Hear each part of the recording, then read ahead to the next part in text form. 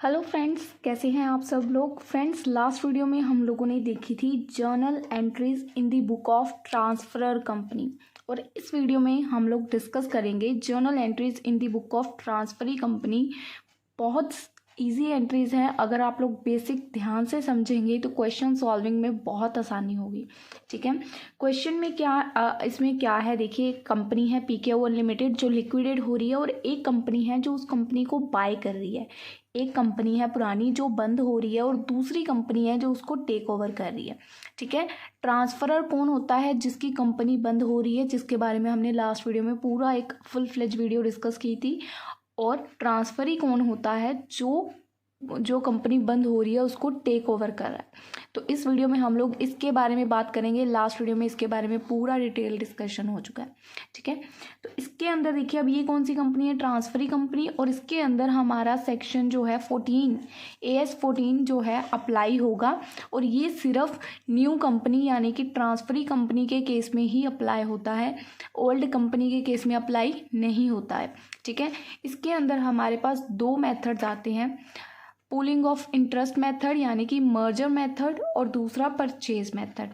ठीक है जी, तो दोनों मेथड्स को आपने क्वेश्चंस में कैसे अप्लाई करना है आपको देखना है। अमेलगमेशन जो हो रही है वो मर्जर मेथड की है या परचेज मेथड की है। ठीक है, आपको कुछ 5 कंडीशंस यहाँ पे बताई जाएंगी। अगर वो पांचों कंडीशंस फुलफिल हो जाती हैं तो वो मर्जर मेथड है, और अगर उन पांचों में से कोई एक कंडीशन भी मिसमैच हो जाती है तो इन दैट केस वो जो है हमारा परचेज मेथड है। ठीक है, कंडीशंस कौन सी हैं? ऑल एसेट्स एंड लाइबिलिटीज जो हैं, वो जो दूसरी बंदी कंपनी है जो कंपनी को टेक ओवर कर रही है उसको सारे के सारे एसेट्स और सारी की सारी लाइबिलिटीज टेक ओवर करनी पड़ेंगी। वो ये नहीं कह सकता कि मैंने ये एसेट नहीं लेना, मैंने वो एसेट नहीं लेना। सारे के सारे एसेट्स और सारी की सारी लाइबिलिटीज उसको टेक ओवर करनी पड़ेंगी। और किस वैल्यू पे? जो बुक वैल्यू, जो आपको बैलेंस शीट में वैल्यू गिवन है उसी वैल्यू पे उनको टेक ओवर करना पड़ेगा। सेम बिजनेस जो है वही आगे उसको कैरी डाउन करना पड़ेगा, यानी कि मतलब PKO लिमिटेड का कुछ काम था तो उसने इस बंदे ने टेक ओवर किया, तो ये भी आगे उसको वही काम रखेगा। ये नहीं है कि उसको बिल्कुल ही चेंज कर देगा, उसका एग्जिस्टेंस ही ख़त्म कर देगा। ठीक है, उसके बाद शेयर होल्डर्स जो हैं वो होल्ड कर रहे हों at least 90% of equity share should become equity share holder of transferee company. जो कंपनी के शेयर होल्डर्स हैं जिन्होंने 90% इक्विटी शेयर कैपिटल जो है होल्ड करके रखी हुई है वो इक्विटी शेयर होल्डर बनेंगे ट्रांसफरी यानी कि न्यू कंपनी के। उसके बाद जो परचेज कंसिडरेशन है should be pay only in equity shares holder और preference share of transferee company. जो परचेज कंसिडरेशन है इस केस के अंदर इक्विटी शेयर्स और सिर्फ प्रेफरेंस शेयर्स को पे की जाएगी बाय ट्रांसफरी कंपनी, और किसी थर्ड पर्सन को नहीं पे की जाएगी। ठीक है, तो ये 5 कंडीशंस अगर ये फुलफिल होती हैं तो हमें मर्जर मेथड अप्लाई करना है, और अगर ये फुलफिल नहीं होती हैं तो हमें परचेज मेथड अप्लाई करना है। ठीक है, इनकी बेसिक जर्नल एंट्रीज हैं, बहुत ईजी हैं, ध्यान से देखिएगा। तो यहाँ पे हमारा डिस्क्रिमिनेशन है, साथ साथ में आपको समझ आ जाएगा कि क्या डिस्क्रिमिनेशन है। ये मर्जर मेथड की है और ये परचेज मेथड की। ठीक है, सबसे फर्स्ट जर्नल एंट्री आती है ट्रांसफरी कंपनी के अकाउंट में परचेज कंसिडरेशन ड्यू की। परचेज कंसिडरेशन पे नहीं की है, ड्यू। ठीक है, तो परचेज कंसिडरेशन जब हमारा ड्यू होता है तो वो कहाँ पे आता है? लिक्विड जो हमारा परचेज कंसिडरेशन है उसको हम लोग कहाँ पे लिखते हैं? परचेज कंसिडरेशन को, तो उसकी जर्नल एंट्री हमने डालनी है business purchase account debit to liquidator of transferee company. ठीक है जी, बिजनेस परचेज हम लोग हमारी जो है अभी ड्यू है, तो इन दोनों केसेस में जो ये जर्नल एंट्री है ये बिल्कुल सेम रहेगी। ठीक है, उसके बाद हमारी जो ट्रांसफरी कंपनी है वो हमारे जो एसेट्स और लाइबिलिटीज़, पहली जो हमारी परचेज कंसिडरेशन आई थिंक आपको पता है ना क्या होती है। ट्रांसफरी कंपनी ट्रांसफर कंपनी को कुछ कंसिडरेशन पे करती है, जैसे कि हमने पिछली वीडियोस में किया था। ये ट्रांसफरी कंपनी है यानी कि न्यू कंपनी, ये ओल्ड कंपनी है। न्यू कंपनी ओल्ड कंपनी को कुछ परचेज कंसिडरेशन पे करती है। ठीक है।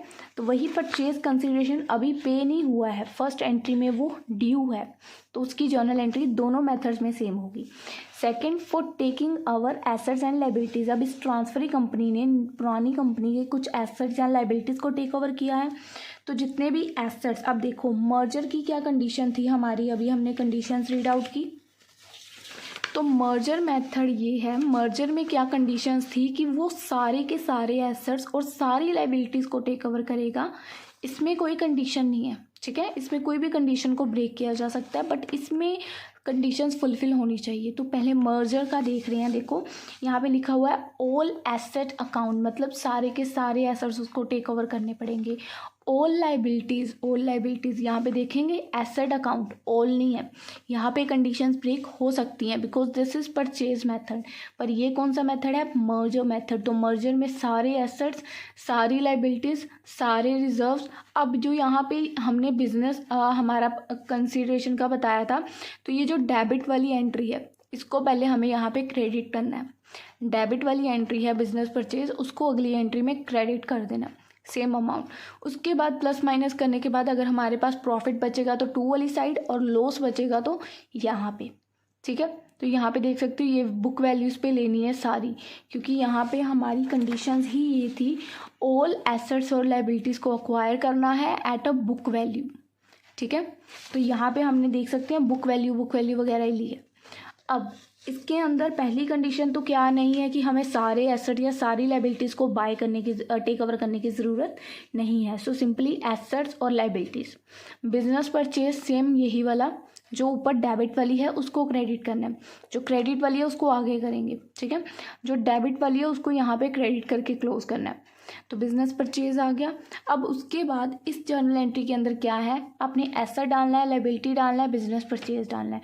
उसके बाद प्लस माइनस करने के बाद अगर टू वाली साइड बैलेंस बचेगा तो वो आपका कैपिटल रिजर्व कहलाएगा, और अगर इधर वाली साइड बचेगा तो उसको हम लोग गुडविल कहेंगे, दैट इज़ बैलेंसिंग फिगर। और एक बात, ये हमारी बुक वैल्यू पे थी क्योंकि कंडीशंस थी, पर इसमें कंडीशन नहीं है। अगर बुक वैल्यू है तो बुक वैल्यू, अदरवाइज अगर कोई अग्रीड वैल्यू है तो उस पर भी ले सकते हैं, ठीक है। और एक बात और, यहाँ पे जो हमारा कैपिटल रिजर्व है ये क्या है कि हमें इतना बेनिफिट हुआ, हमारी इतना अमाउंट बनता था, हमारे एसेट इतने के थे, हमने इतनी लाइबिलिटीज़ पे कर दी तो हमें इतना अमाउंट बच गया, ठीक है। तो ये हो गया हमारा प्रॉफिट। और यहाँ पे आएगा जैसे यहाँ पे था कि ये हमारा प्रॉफिट था, ये लॉस था, एज इट इज़ है। कैपिटल रिजर्व मतलब हमारा प्रॉफिट। अब इसमें यहाँ पे हम लोग गुडविल ले रहे हैं बट बनता तो लॉस ही है ना, तो हमने कुछ अमाउंट उसको एक्स्ट्रा क्यों पे किया, हो सकता है उस बिज़नेस की मार्केट में अच्छी खासी रेपुटेशन हो, ठीक है। तो इस वजह से यहाँ पर हम लोग उसको गुडविल का नाम दे रहे हैं। I hope it's clear. Third entry क्या है, एडजस्टमेंट ऑफ लॉस और प्रॉफिट ऑन मर्जर। अब देखो यहाँ पे नेम ही क्या है एंट्री का, कि जो लॉस या प्रॉफिट हुआ है मर्जर में उसकी एडजस्टमेंट करनी है, यानी कि यहाँ पे जो प्रॉफिट या कुछ भी लॉस हुआ उसकी हमने एडजस्टमेंट करनी है। पहली बात ये मर्जर की है, तो मर्जर के केस में तो एंट्री आएगी, पर परचेज के केस में नो एंट्री। मर्जर के केस में क्या एंट्री आएगी, अगर तो हमें लॉस हुआ है, ठीक है। अगर हमें लॉस हुआ है, हमने हमेशा, चाहे कोई लॉस है चाहे कोई प्रॉफिट है, उसको जर्नल रिजर्व में से पहले क्लियर करना है। अगर फिर भी कोई अमाउंट बच जाता है तो उसको प्रॉफिट एंड लॉस अकाउंट से क्लियर करना है, ठीक है। तो general reserve account debit, profit and loss account debit to loss on merger. अब इसी तरह अगर हमें कोई प्रॉफिट हो जाता है तो एंट्री ऑपोजिट कर देनी है, profit on merger to general reserve to profit and loss. Same चीज़ रहेगी, हमें चाहे प्रॉफिट है चाहे लॉस है, पहले जर्नल रिजर्व से उसको एडजस्ट करना है, आफ्टर दैट अगर अमाउंट बच जाता है तो प्रॉफिट एंड लॉस लेना है, ठीक है। उसके बाद अब हमारी देखो purchase consideration due, purchase consideration की एक एंट्री को हमने यहाँ पे कर दिया डेबिट वाली को क्रेडिट, बट क्रेडिट वाली एंट्री अभी भी पेंडिंग है। तो अब यहाँ पे होगी हमारी परचेज कंसिडरेशन की payment, for payment of purchase consideration.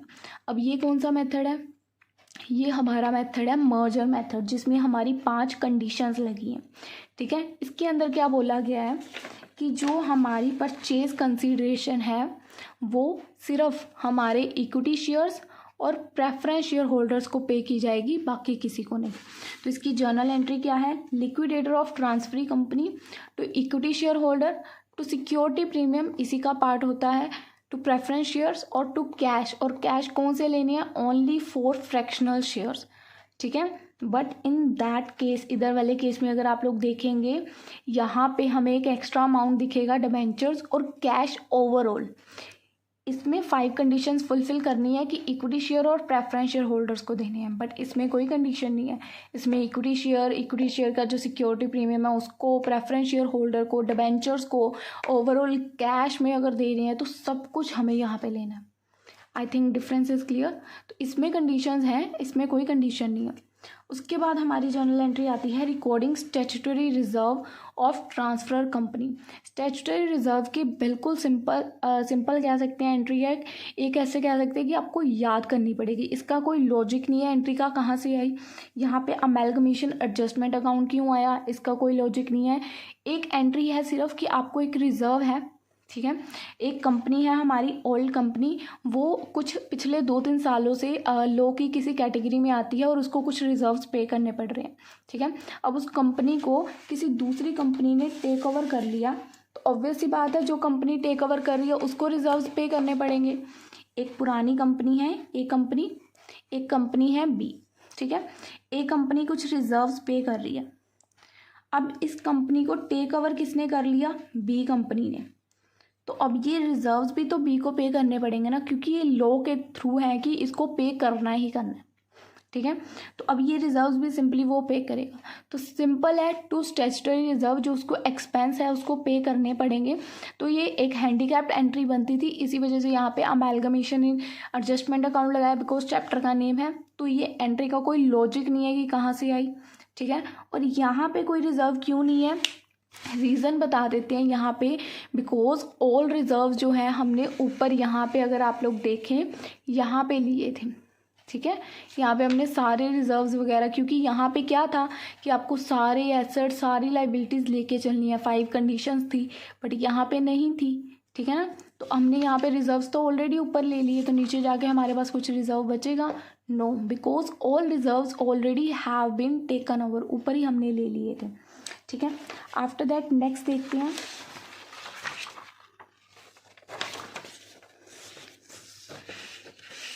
उसके बाद 6 नंबर एंट्री देखिए, issue of debentures to debentures holder in transfer company. अब देखो, इशू करने हैं हमने डिबेंचर होल्डर्स को, ठीक है। तो अभी यहाँ पे जो हमारे डिबेंचर होल्डर्स के पास डिबेंचर्स हैं उसके ऊपर एंट्री है debenture of transfer company account debit to debenture to premium on debenture account. तो इधर भी सेम एंट्री है। जो एंट्रीज सिमिलर हैं आप लोग उनको इजीली याद कर सकते हैं, जिनमें डिफरेंस है उनमें मैंने डिफरेंस की वजह भी बता दी है आपको, सो दैट आपको कुछ भी लर्न करने में प्रॉब्लम ना हो। उसके बाद नेक्स्ट एंट्री क्या है, पेमेंट ऑफ लिक्विडेशन। अगर रियलाइजेशन के कुछ एक्सपेंसेस हुए हैं और उसको ट्रांसफरी कंपनी ने किया है, अगर ट्रांसफरर करेगा तो उसको ट्रांसफरर की जर्नल एंट्रीज में देखना है, और अगर ट्रांसफरी करेगा तो ट्रांसफरी की। अब ये ट्रांसफरी है, ठीक है, तो जर्नल ये ट्रांसफरी है तो इसकी जर्नल एंट्री इसी के अकाउंट में डलेगी, ट्रांसफरर के नहीं डलेगी। अब मैंने आपको पहले भी बताया था, कोई प्रॉफिट हो, कोई लॉस हो, कोई एक्सपेंस हो, तो उसको हमने किन में से कवर करना है, जर्नल रिजर्व और प्रॉफिट एंड लॉस। तो उसी में से करेंगे जर्नल रिजर्व अकाउंट या प्रॉफिट एंड, अगर बच जाएगा तो profit and loss to cash, कोई भी एक्सपेंस है। और इस वाली साइड गुडविल और कैपिटल रिजर्व हमने पहले भी किया है, ठीक है। अभी यहाँ पे जर्नल एंट्री में सेकंड में था, आप लोगों ने देखा था, ठीक है। यहाँ पे हमारा कैपिटल रिजर्व और गुडविल का चल रहा था, और यहाँ पे जर्नल रिजर्व और प्रॉफिट का। तो सिंपल लॉजिक लेके चलना है, कुछ भी कंफ्यूज नहीं होना है आपने, ठीक है। एक्सपेंसेस में जर्नल एंट्री लेनी है। उसके बाद लास्ट एंट्री क्या आती है, पेमेंट ऑफ प्रिलिमिनरी एक्सपेंसेस। इसकी भी जर्नल एंट्री बिल्कुल सेम है, preliminary expenses account debit to cash account. तो बिल्कुल बेसिक सी जर्नल एंट्रीज हैं, और अगली वीडियो में जो हम क्वेश्चन करेंगे ना उसमें ये होगा, आपको सारी जर्नल एंट्रीज नहीं डालनी है, जो हमें इंफॉर्मेशन गिवन है। जैसे परचेज कंसिडरेशन आपको सब में होगा, एसेट्स टेक ओवर आपको सब में करने होंगे, ये पता नहीं आपको दिखेगा कि नहीं, क्योंकि लॉस पता नहीं होता है कि नहीं, सो इस एंट्री को भूल जाओ। उसके बाद पेमेंट वाली आपकी कंफर्म है कि डलेगी एंट्री। स्टैट्यूटरी रिजर्व भी बहुत रेयर चांस है कि आएगा, मतलब 10 में से 1 क्वेश्चन होगा अगर दिखेगा। उसके बाद ये भी कम ही चांसेस होते हैं, बट अगर आएगा तो मैं आपको ज़रूर बताऊँगी, ठीक है। उनके बाद इनके भी कम ही चांस है। तो बेसिकली 3 एंट्रीज हैं, purchase consideration due, taking over all assets और पर पेमेंट ऑफ परचेज कंसिडरेशन। तो 3 एंट्रीज को ध्यान में रखना, बाकी की रिवाइज करते रहना, जैसे जैसे क्वेश्चंस में आएंगी आपको रिमाइंड होती जाएंगी। So that's all about today's video. इसमें हमने पूरी ट्रांसफरी की जितनी भी जर्नल एंट्रीज हैं सारी डिस्कस कर ली हैं। नेक्स्ट वीडियो में मैं आपके साथ एक फुल फ्लेज क्वेश्चन शेयर करूंगी जिसमें ट्रांसफर और ट्रांसफरी दोनों के बारे में इंफॉर्मेशन होगी। So I hope do you like my video. आपको अगर कोई टॉपिक चाहिए तो प्लीज़ कमेंट सेक्शन में बताएं। बाकी मिलेंगे आपको अपनी अगली वीडियो में, तब तक के लिए गुड बाय।